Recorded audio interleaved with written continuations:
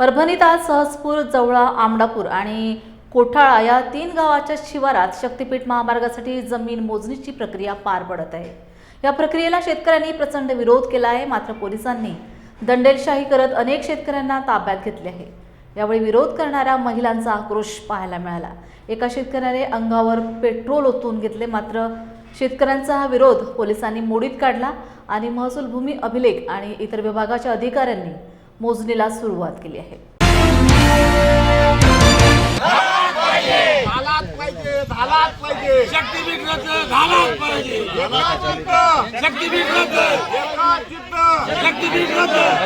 एकनाथ शिंदे साहेबांनी आम्हाला मतदानाच्या अगोदर सांगितलं होतं की बाबा तुमचा शक्तीपीठ महामार्ग रद्द करू। त्यावेळेस आम्ही सर्वांनी सहमतीने सर्वांना मतदान केलं, सर्व आमदार निवडून आले। त्याच्यानंतर आता याच्या निवडणुका झाल्या, जिल्हा परिषद झाल्या, जिल्हा परिषद निवडणुका संपल्या की आचारसंहिता संपल्यानंतर सुरू केली यांनी डायरेक्ट मोजणीच्याच तारीखा डिक्लेअर करून टाकल्या।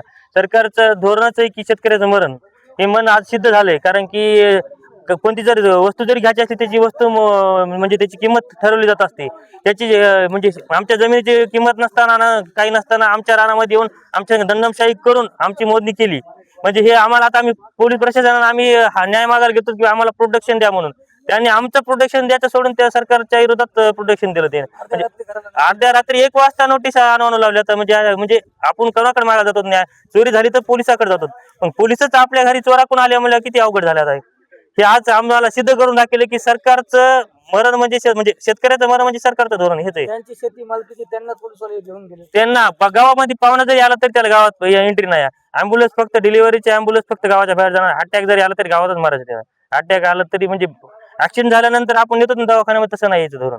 ऍक्सिडेंट झाल्या तर जागेच मरू द्या म्हणजे आजचे दिवस फक्त। काय सांगावं सरकारला आमचा जाहीर निषेध आहे आमचा। आम्ही विरोध शक्तीपीठाला कायमस्वरूपी राहणार। आजची मोदी जी झालेली आहे का ती आम्हाला मान्य पण नाही आहे, आणि हे आमचं म्हणजे शक्तीपीठा म्हणजे आम्ही विरोध राहणार। काय मागणी सरकारनं आतापासून त्याचं तोंडच उकललं नाही। ह्या बीजेपीच्या सरकारनं म्हणजे फडणवीसनं आतापासून शेतकऱ्याला कोणताच उल्लेख दिला नाही की तुम्हाला आम्ही एवढा मोबदला देऊ, काय कुठंच नाही। 3 वर्षापासून जे हे प्रकरण चालू आहे शक्तीपीठ महामार्गाचं आंदोलन, फक्त ही हुकुमशाही चालू आहे।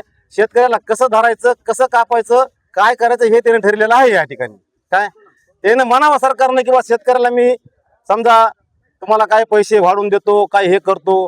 आता आमच्या शेतकऱ्याला जर कोणी म्हणलं आम्हाला पैसे एवढे वाढवून देतो, आमचे शेतकरी आम्हाला काट्या घालतात हे मान्य आहे, पण हे होणार आहे एक दिवशी। कोणचं होणार आहे? जशी आज मोजणी सुरू झाली तसे आज आता समजा सुरुवातच झाली समजा इथून पुढे असं आहे, पण तुम्ही मोबदल्याचं काही सांगितलं नाही। आता आमच्या तोंडातून आम्ही काढवतो तो आमचेच बाकीचे म्हणजे आम्हाला ह्याला पैशाची गरज आहे की पैशाची कोणालाच गरज नाही। काय पैसा लय दिवस पुरत नाही। जमीन 7 पिढ्या राहू द्या, पडीत राहू द्या, इमा दुष्काळ काही भेटेल त्याचा, पण जमीन गेल्यावर पैसा राहत नाही। 10,000 रुपये जर तुम्ही कपाटामध्ये ठेवले तर 10 दिवसात तुमचे पार होतात। काही काम पडे की पोरांना आण बरं 500 आण बरं 1000 रुपये निघाला तिकडे बस स्टँडला कुठं परभणला, हा झालं तसंच आहे। सांगा मला तुम्ही, आता मीडियावाले तुम्ही आहेत ना।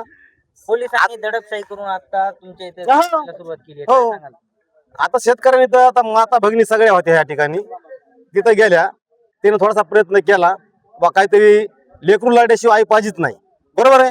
तसं बाबा आता आपण काहीतरी ह्या ठिकाणी करू तेव्हा ही मोजणी रोखन असं शेतकऱ्यांना वाटलं, पण त्यांना बी बरोबर केलं।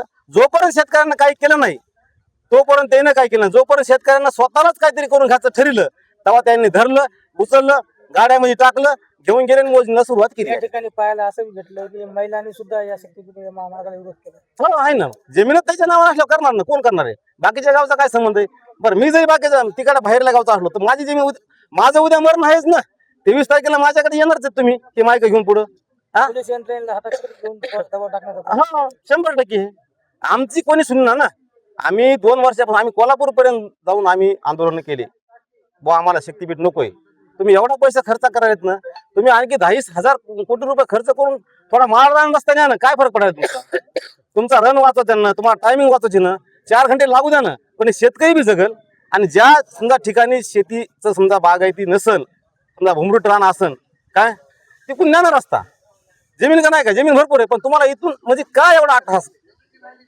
ह्या सरकारचा अट्टहास कशासाठी एवढा पाहिजे? बागायती जमीन आहे ह्या, आता हळदी ऊस हे साधं पीक आहे, हा